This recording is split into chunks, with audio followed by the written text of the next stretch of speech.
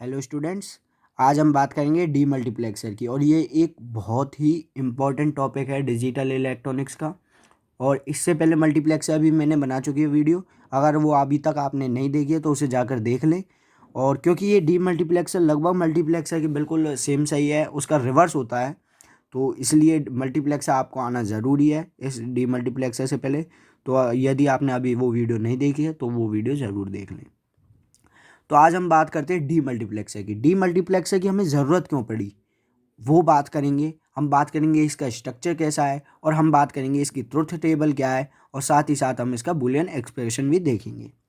तो be with me in whole lecture, और आप इसे एंड तक देखें और मैं गारंटी लेता हूँ आपको बिल्कुल समझ आएगा। मैं बिल्कुल डिटेल में आपको समझाऊंगा, कोई दिक्कत वाली बात आने वाली नहीं है। तो आइए वीडियो स्टार्ट करते हैं। तो मैं आपको बताता हूँ कि डी मल्टीप्लेक्सर होता क्या है। सबसे पहली बात कि सपोज़ हमारे पास एक इनपुट है डी, जिसे हम कह देते हैं डी, और सॉरी डी नोट नोटेशन है, ये डी है। और यहाँ पर हमारे दो आउटपुट जा रहे हैं। अब आप कहेंगे वो कैसे, मैं अभी बताता हूँ आपको, एक मिनट। तो यहाँ पर दो आउटपुट है हमारे y0 y1। तो हमारे पास, और इससे ये समझ लिए ये दो टोटली डिफरेंट आउटपुट है। तो अभी कभी कभी हमारे पास ऐसी सिचुएशन होगी कि हमें एक इनपुट होगा, लेकिन हमें उस इनपुट का काम दो जगह पड़ेगा, लेकिन एक एक बार में। मतलब क्या है कहने का कि जैसे हमने डी में कोई इनपुट दिया, तो कभी तो हम चाहेंगे कि वाई नॉट में हमारा आउटपुट आए, वाई वन में कोई आउटपुट ना आए, या फिर हम कभी चाहेंगे वाई वन में आउटपुट आए, वाई नॉट में ना आए। क्योंकि ये दोनों सपोज ये अलग ही अपना इनका सर्किट है, वाई नॉट का अलग सर्किट है और वाई वन का अलग सर्किट है। तो हम चाहेंगे कि डी में जो आउटपुट आ रहा है, इनपुट आ रहा है, वो वाई नॉट में जाए, मतलब इसकी वैल्यू सेम हो वाई नॉट की डी के बराबर। और कभी हम चाहेंगे वाई वन की डी की। तो हम क्या करते हैं, इसे कॉम्प्लेक्सिसिटी से बचते हैं। अब अगर हमें वाई नॉट और वाई वन होते तो हमें दो अलग अलग सर्किट देने पड़ते, दो अलग अलग वैल्यू देनी पड़ती। तो यहाँ पर हम लिखते वाई नॉट के लिए अलग चाहिए, और जब हमें वाई वन में चाहिए तो यहाँ जीरो चाहिए, यहाँ वन चाहिए। लेकिन और जब हमें वाई वन में चाहिए तो यहाँ जीरो चाहिए, यहाँ वन चाहिए। लेकिन अब हम उस कॉम्प्लेक्सिसिटी से बचने के लिए हमने एक ही इनपुट लिया, और हम अपनी सुविधा अनुसार कभी उस इनपुट को वाई नॉट में ले रहे हैं और कभी उस इनपुट को वाई वन में ले रहे हैं, जब भी हमें जिसकी जैसी मतलब ज़रूरत है उसी के अकॉर्डिंग हम उसे ले रहे हैं। तो आ गया समझ में क्या होता है डी मल्टीप्लेक्सर। ये बिल्कुल मल्टीप्लेक्सर का रिवर्स है। मल्टीप्लेक्सर में आपके इनपुट ज़्यादा होते हैं और हमें आउटपुट पे चाहिए होता है, और डी मल्टीप्लेक्सर बिल्कुल इसका रिवर्स होता है। तो ये बहुत सिंपल है। अब बात आगे करते हैं कि हम इसका स्ट्रक्चर कैसे बनाएंगे। सबसे पहली बात कि हमें डी है इनपुट में, और हमें आउटपुट में चाहिए क्या, y1 और y2। मैं इसको सिंप्लिसिटी के लिए y नॉट लिख दे रहा हूँ। y नॉट क्यों, जब हम, अच्छा एक बात और जो मैंने अभी तक आपको नहीं बताई, हम ये सर्किट को कैसे बताएंगे कि हम इसको इसमें आउटपुट चाहिए y नॉट में अभी हमें, और अभी हमें y1 में आउटपुट चाहिए। हम ये बात कैसे बताएंगे, इसको सर्किट को हम बता ही नहीं सकते, क्योंकि हम ऐसे तो बता नहीं सकते हाँ भाई चल यहाँ भी अब मुझे वाई नॉट में चाहिए, अभी मुझे वाई वन में चाहिए, नहीं बता सकते। हम तो इससे बाइनरी के फॉर्म में ही बात कर सकते हैं हम इलेक्ट्रॉनिक से। तो हमने क्या करा, हमने यहाँ पे एक और इनपुट दिया, कंट्रोल यूनिट। अभी मैंने बताया आपको दो होंगे तो उसकी कॉम्प्लेक्सिसिटी, लेकिन ये हमारे बहुत सारियों में भी वर्क करता है। जैसे ये तो 1:2 डी मल्टीप्लेक्सर है, इसी प्रकार 1:4, 1:8 और 1:16, 1:32 मल्टीप्लेक्सर भी, डी मल्टीप्लेक्सर भी होते हैं। तो कंट्रोल यूनिट, अब कंट्रोल यूनिट को हम बताएंगे कि कंट्रोल यूनिट को हमने अभी ज़ीरो दिया। तो इसका कहने का क्या मतलब है, हमने ज़ीरो दिया कि जो डी में वैल्यू है वो अभी y0 में पहुंचा दो। ये नोटेशन है, पहले मैंने आपको बताया था y0 y1 नोटेशन है सिंप्लिसिटी के लिए, क्योंकि ज़ीरो के लिए हम मानते हैं कि वाई नॉट में आ जाए, वन के लिए हम मानते हैं कि y1 में आ जाए। अगर हम यहाँ 1 2 भी दे दें तो भी कोई दिक्कत नहीं है, लेकिन थोड़ी कन्फ्यूजन बढ़ जाती है, इसलिए हमने y0 y1 लिया। तो हम चाहेंगे, हमने बताया ज़ीरो दे दिया हमने इसको, कि भाई अब हमारा वाई नॉट के अंदर इनपुट चाहिए हमें। अगर हमने यहाँ 1 दे दिया तो हम क्या चाहेंगे कि हमें y1 के अंदर इनपुट चाहिए, मतलब आउटपुट चाहिए, जो हमने इनपुट लिया था डी, वो हमें y1 के अंदर चाहिए। और 0 दिया तो इसका मतलब हमें y0 के अंदर चाहिए, y1 में नहीं चाहिए। अब हम बात करते हैं इसके स्ट्रक्चर की।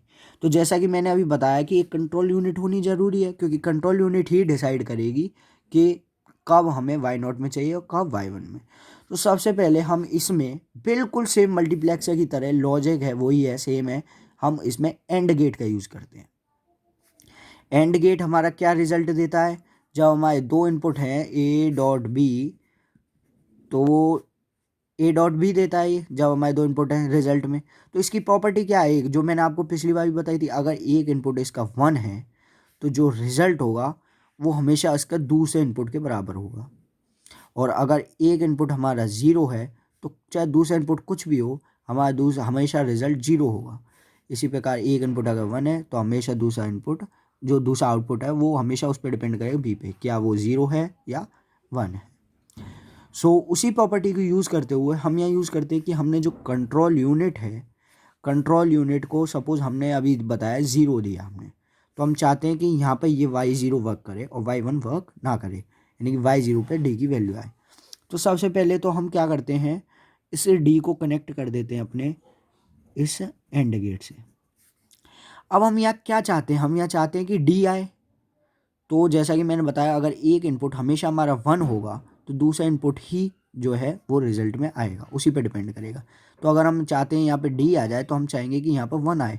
हमने तो यहाँ 0 दिया है तो हमें 1 कैसे चाहिए, तो सिंपली हम इसे क्या कर देते हैं, नॉट गेट से जोड़ देते हैं। अगर हम यहाँ पे नॉट गेट से जोड़ दें इसे, तो आप देख सकते हैं अब ये 0 था यहाँ, तो यहाँ क्या हो गया 1, और यहाँ 1 है और यहाँ क्या है d, तो 1 डॉट डी क्या होगा हमारा d। इसका मतलब हमारा वो काम तो हो गया। लेकिन अब हमें मालूम करना है कि क्या ये y1 पर, ये y1 पर भी तो आउटपुट नहीं दे देगा सेम। तो हमने देखा क्योंकि ये 0 है, और अगर हम 0 को कनेक्ट कर दें यहाँ पे एक और एंड गेट से, तो अगर हम 0 को ही कनेक्ट कर दें तो अब हमारा दूसरा आउटपुट चाहे कुछ भी हो, यानी कि d भी हो, तो भी हमें ये यहाँ पर आउटपुट में क्या देगा, 0 ही देगा। तो हमारे यहाँ d पर डिपेंड नहीं कर रहा है, ये 0 ही देगा। तो ये y हो गया, तो ये y1 हो गया। अब ये जो हमने स्ट्रक्चर बनाया है ये हमारा परफेक्टली वैलिड है अगर हम इसको 1 पे ले दें। क्यों, क्योंकि जब हमने कंट्रोल यूनिट 1 लिया है तो नॉट गेट से तो यहाँ 0 हो गया। अब जब यहाँ 0 हो गया तो यहाँ पर हमारा 0 ही आएगा, चाहे कुछ हो जाए। और यहाँ पर 1 है तो यहाँ पर 1 आएगा।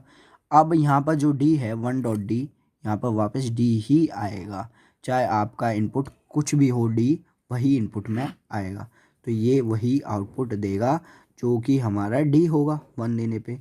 और ये हमारा कब देगा, y0 इक्वल टू d कब देगा, जब 0 हो आउटपुट। मतलब एक सिंपल लैंग्वेज में हम कह सकते हैं, जब हम स्ट्रक्चर बनाए तो हम सिंप्लिसिटी के लिए कैसे कह सकते हैं, एक शॉर्ट ट्रिक क्या हो सकती है कि हम जो है आउटपुट में क्या चाहते हैं, 0 और 1, मतलब y0 में y1 में। तो हम चाहते हैं y0 में कब आए, जब हमारे इनपुट की वैल्यू कंट्रोल यूनिट की क्या हो, 0।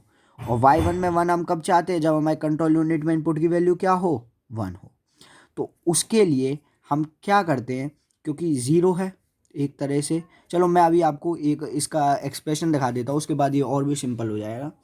तो जैसा कि मैंने अभी बता दिया है, कंट्रोल यूनिट को हम सपोज ए बोल देते हैं। तो अब हम इसकी ट्रूथ टेबल बनाते हैं, हम कंट्रोल यूनिट की, डी ए और ये y1 y0 के लिए, और दूसरी हमें दो ट्रूथ टेबल बनेंगी, एक y0 के लिए एक y1 के लिए। तो सेम मैं उसकी बना देता हूँ। तो हम सिंपल इसे लिख लेते हैं 0 0 0 1 1 0 और 1 1।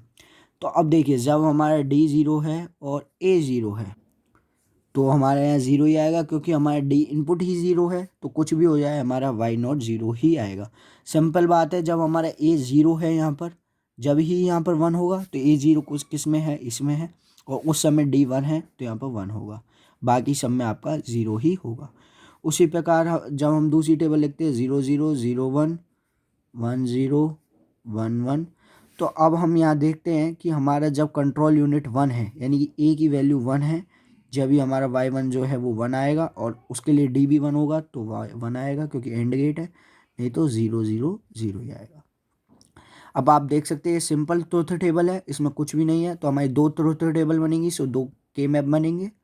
अब मैं इसका बूलियन एक्सप्रेशन लिखता हूँ, देखिए आप उसे ध्यान से देखिएगा। तो a है, तो a नॉट से जा रहा है तो a बार हो गया, तो a बार हम ट्रूथ टेबल से भी लिख सकते हैं, सिंपली देख लीजिए, क्योंकि हमारा 1 कहाँ पर आ रहा है, y0 पर। तो y0 पर यानी कि रिजल्ट जहाँ 1 आ रहा है उसमें हम आपको पता होगा एसओपी के लिए सम ऑफ प्रोडक्ट के लिए हम क्या करते हैं, जहाँ पे 0 है उसका बार कर देते हैं ए बार, और जहाँ पर 1 है उसकी मल्टीप्लाई कर देते हैं ए बार डी। और उसी प्रकार इसमें हमारा 1 कहाँ आ रहा है, जब यहाँ पर ए डी है तो यहाँ पर ए डी। तो आप यहाँ पर ध्यान से देखिए कि यहाँ पर ए क्या है, ए की वैल्यू 0 है और यहाँ पे ए की वैल्यू क्या है, 1 है। तो ये सेम वही बात होगी जो मैंने अभी आपको बताई थी। तो ये बहुत ही आसान है डीमल्टीप्लेक्स। आप इस वीडियो को अगर आपको समझ नहीं आया तो 2 बार देख सकते हैं, लेकिन मैं आप उम्मीद करूँगा ये वीडियो अभी तक आपको बिल्कुल समझ आ गई होगी, क्योंकि ये कोई बहुत बड़ी चीज़ नहीं है, रॉकेट साइंस नहीं है, बहुत ही आसान टॉपिक है। तो अब मैं बताऊं, अगर 2 बिट है, यानी कि अगर हमें 2 से ज़्यादा इनपुट में चाहिए, जैसे मैं बताया था 1:4 होगा, तो 3 या 4 चाहिए, तो हमें उसके लिए कितने कंट्रोल यूनिट की ज़रूरत होंगे, 2। तो कितने होने चाहिए, वो हमेशा 2 की पावर n। n क्या है अपने यहाँ, कंट्रोल यूनिट। n क्या है, कंट्रोल यूनिट। और m क्या है, आउटपुट। तो जो 2 की पावर n होंगे आउटपुट, यानी कि आउटपुट की वैल्यू जो हम ले सकते हैं वो या तो हम मिनिमम ले सकते हैं 2 की पावर n से, या उसके बराबर ले सकते हैं। 2 की पावर n से ज़्यादा नहीं जा सकती। तो 2 की power n is greater than equal to m। तो हम वहाँ पर सिंपल लॉजिक गेट कैसे बनाएंगे, अगर हम 2 लेते तो देखिए आप 0 0 0 1 1 0 1 1। तो यहाँ पर ये आप देख सकते हैं कि जब हमारा 0 0 होगा, यानी 0 इनपुट पे हमारा, देखिए आप कंट्रोल यूनिट वहाँ 2 लेने पड़ेंगे, 0 0 देंगे हम इसे, तो हमारा पहला D0 वर्क करना चाहिए। सो D0 वर्क करने के लिए हम क्या कर देंगे, दोनों को नॉट गेट से कनेक्ट कर देंगे।